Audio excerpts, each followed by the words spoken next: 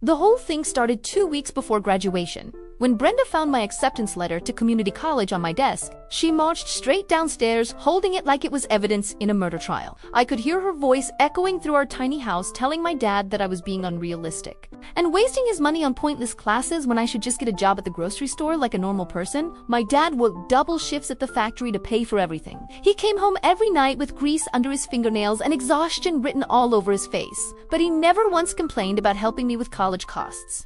He'd actually been the one who drove to tour the campus last month, bought me the school hoodie from the bookstore, and told the admissions lady how proud he was. Brenda had been my stepmother for 3 years. Ever since she moved in with her fake designer purses and her constant complaints about how messy I was, she hated that my dad spent money on my school supplies instead of getting her the new furniture she wanted.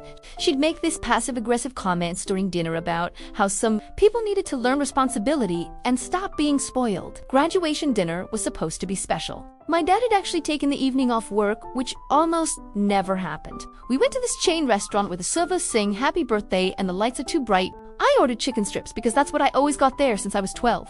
My dad was grinning like an idiot, taking pictures of me in my cap and gown with his cracked phone screen. That's when Brenda decided to drop her bomb. Right between my dad ordering his dessert and me opening my graduation cards from my aunts, she cleared her throat and said she had an announcement. She looked directly at me with this satisfied smirk and said that since I was officially an adult now, it was time for me to move out and learn independence. She had it all planned out. I had exactly 1 month to find my own place, get a full-time job, and stop depending on my dad for everything. She said it sweetly, like she was doing me some huge favor by teaching me life lessons. The whole restaurant felt silent, even though it definitely wasn't. My dad just stared at her with his fork halfway to his mouth. He set it down really slowly and asked what she meant. Brenda launched into this speech about how keeping me around was preventing me from growing up, how I needed tough love, and how this was real parents did. My dad listened to the whole thing without saying a word. Then he pulled out his phone and started scrolling through something. I thought maybe he was texting his boss or checking work emails like he always did, but instead, he stood up from the table and said we needed to go home right now. The drive back was completely silent, except for the radio playing some old rock song my dad liked. Brenda kept trying to start about how proud she was of me for graduating and how excited she was to help me transition to adulthood. My dad just gripped the steering wheel tighter and drove faster. When we got home, my dad walked straight to their bedroom closet and pulled out 2 big suitcases.